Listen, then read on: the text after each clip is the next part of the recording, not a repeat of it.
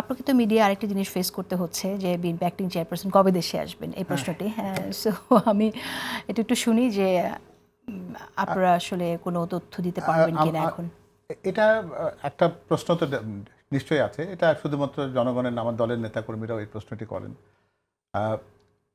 এই ব্যাপারে যে জিনিসটা বলবার আছে কি, একটা পুরো ব্যাপারটাকে আমরা যেন কোনো তার দেশে ফেরার ব্যাপারটাকে একটা এমন নয় যেটা ফ্লাইটে উনি উঠলেন এবং নেমে গেলেন বাংলাদেশে, ঠিক এইভাবে বিষয়টিকে দেখলে বোধহয় ভুল হবে। আর 10 জন মানুষ যেরকম করে একটা জায়গা থেকে আর একটা জায়গায় পৌঁছে যান, ওনার ক্ষেত্রে ব্যাপারটি কিন্তু এতটা সহজে আমরা দেখি না। অন্তত উনি যেরকমভাবে দেখতে চাক না কেন, কারণ তার ফিরে আসা না আসার ব্যাপারটা সবটা যে তার নিজের ইচ্ছার সাথে সম্পর্কিত এমন কিন্তু নয়।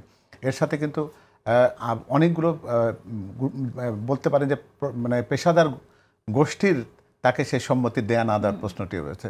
একেবারে পুরো বিশদ আলোচনায় যদি আমাকে নিতে চান বোধহয় না, ঠিক হবে না। যদি জোর করে জানতে চান হয়তো আমি হয়তো বাধ্য হয়ে বলেই ফেলবো, কিন্তু তারপরে হয়তো বলি যে তাকে আমরা কীভাবে দেখছি যে এখন বাংলাদেশের গণতন্ত্র বলুন, তার স্বাধীনতা, আমাদের সার্বভৌমত্ব, এগুলোর সাথে কিন্তু কোনো কোনো নাম কখনো কখনো সমার্থক হয়ে যায়।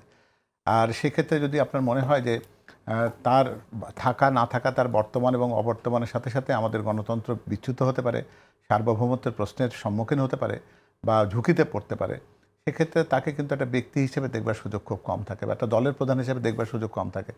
তার কিন্তু তখন একটা জাতীয় পর্যায়ে তার প্রয়োজনীয়, তার যে অপরিহার্যতা আছে, এটাকে যদি আমরা গুরুত্বের সাথে দেখি, তাহলে কিন্তু তার সময়টাকে আমরা তাৎক্ষণিক করবার জন্য ত্বরান্বিত করার চাইতে উপযুক্ত সময় কোনটা সেটি যদি বিচার করতে চাই তাহলে ভালো হবে। নেতাদের মুখ থেকে শুনছি যে ভাষণে বলছে দেশে আসার কথা বলছে এবং বলছে অনলাইন থেকে বের হয়ে আসুন। আপনার কি মনে হয় যে কেন বলছে এটা? কি অনলাইন বা অফলাইন কে এভাবে দেখি না আমি, বরং আমি মনে করি যে অনলাইনে উনি যতটা বেশি সাংগঠনিকভাবে যুক্ত থাকতে পারেন সেটা অফলাইনে হয় না। যেমন উনি 1 ঘন্টা আগে চিটাগাঙ্গে একটা গ্রুপের সাথে কথা বলে 5 মিনিটের মাথায় কিন্তু উনি পঞ্চগড়ে চলে যেতে পারেন, কিন্তু ওনাকে যদি আপনি ফিজিক্যালি এখানে আনতেন সেটা কখনোই সম্ভব হতো না।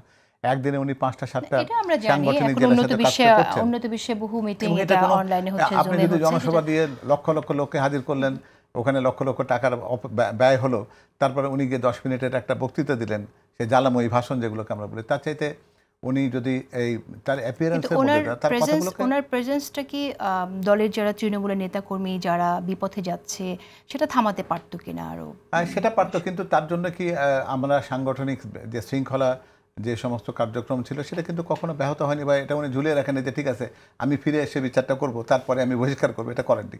উনি কিন্তু তাৎক্ষণিকভাবে সিদ্ধান্ত দিয়েছেন, এবং সেটা সময়ের গ্যাপে এমনও হতে হয়েছে যে যেমন হয়তো গভীর রাতে তাকে সিদ্ধান্ত দিতে হয়েছে। মানে উনি যে জায়গায় এখন বসবাস করেন সেখানে রাত 3টাতেও এটা উনি দিয়েছেন। ফলে উনি তার এই সীমাবদ্ধতা জানেন, এবং এটা জানেন বলে কিন্তু তিনি কখনো এটাকে অজুহাত হিসেবে দাঁড় করান না, এবং দলের জন্য যেটি প্রয়োজন, যখন প্রয়োজন, তাৎক্ষণিকভাবে সেই সিদ্ধান্তটি আমরা পেয়ে যাই। কিন্তু বিএনপি কিন্তু খুবই অ্যাকোমোডেটিভ একটা রাজনৈতিক অবস্থানে আছে আর কি। দেখবেন আমাদের ভারপ্রাপ্ত চেয়ারম্যান মহোদয় তার 31 দফার যে ভূমিকায় সেখানে বলা আছে আর কি, যে আমরা সরকার পরিচালনার সময় যদি জনগণ আমাদেরকে সেই জায়গায় নেবেন বলে আমরা আশা করছি দেশ পরিচালনার জন্য, সেক্ষেত্রে জাতীয় সরকার হচ্ছে বিএনপির একটা অঙ্গীকার। এবং সেখানে এটা বলা হয়েছে যে নির্বাচনের ফলাফল যাই হোক না কেন, এমনকি তারা যদি সংসদে নির্বাচিত হতে নাও পারেন, কিন্তু যুগপৎ আন্দোলনে তারা আমাদের সাথে সহযাত্রী ছিলেন, তাদেরকে নিয়ে কিন্তু বিএনপি একটা পরিপূর্ণ জাতীয় সরকার করতে চিন্তা করে আর কি। এর বাইরে যারা যুগপৎ আন্দোলনের সাথে ছিলেন, এর বাইরে নতুন দল বা এবি পার্টি আপনারা কোনো কিছু ভেবেছেন? আমাদের ক্ষেত্রে বললাম তো, এই বিএনপি একটা বড় মেল্টিং পট, এবং সেখানে মঞ্জু ভাইরা কেন, অন্যরা যারাই আসতে চাইবে না কেন, তাদের সবার জন্য কিন্তু আমাদের দরজা খোলা আছে। বরং আমরা এটা বিশ্বাস করি যে আমাদের একটাই অবস্থান ছিল, যে সেটা হলো স্বৈরাচার বিরোধী একটা অবস্থান। সেই অবস্থানে যখন আমরা সবাই ঐক্যবদ্ধ থাকতে পেরেছি, সেক্ষেত্রে দেশ পরিচালনার ক্ষেত্রে আমাদের ঐক্যটা কেন থাকবে না? সেই জন্যই যে ন্যারেটিভের যে কথাগুলো হয়, এগুলো নিয়ে আমরা আলোচনাতে যেতে চাই না, বরং সেই ন্যারেটিভটা যদি ওদিকে না দিয়ে যদি আমরা ঐক্যের ন্যারেটিভের কথা বলতাম, তাহলে দেশের জন্য সেটা ভালো হতো। সেটা কেন হচ্ছে না? সেটা হচ্ছে না কেন, প্রত্যেকের সেখানে বিএনপি কেন লিড দিতে পারলো না? বিএনপি লিড দিতে পারলো না, এটা যতটা সত্যি তার চাইতে অনেক বেশি সত্যি হচ্ছে অন্যরা নিজেদেরকে লিডার মনে করার মধ্যে একটা ভ্রান্তির ভেতরে আছেন। তারা নিজেদেরকে লিডার মনে করার ভ্রান্তিতে আছেন। অর্থাৎ আপনি যদি মনে করেন যে আপনি দ্বিতীয় স্থানের জন্য প্রতিদ্বন্দ্বিতা করবেন, তাহলে আপনার প্রস্তুতি একরকম, আর আপনি যদি মনে করেন যে আমাকে প্রথম স্থানটি অধিকার করতে হবে, তাহলে আপনার প্রস্তুতি আরেক রকম হবে। কিন্তু আপনার সামর্থ্যটা যদি দ্বিতীয় স্থানের জন্য যদি হয়, তাহলে আপনি দ্বিতীয় স্থানের জন্য চেষ্টা করুন। সামর্থ্য দ্বিতীয় স্থানের রেখে আপনি প্রথম স্থান অধিকার করার চেষ্টা যদি করেন, সেক্ষেত্রে কিন্তু হবে কি আপনি হতাশ হবেন এবং দেশবাসীকে হতাশ করবেন। মানুষের তো স্বপ্ন বড় থাকবেই। আর স্বপ্ন বড় থাকতে পারে, কিন্তু সে স্বপ্ন ভঙ্গ বলে একটা শব্দ কিন্তু আছে আর কি। সব স্বপ্নই কিন্তু বাস্তবায়িত হয় না, সেজন্য বেশিরভাগ স্বপ্নে আচ্ছা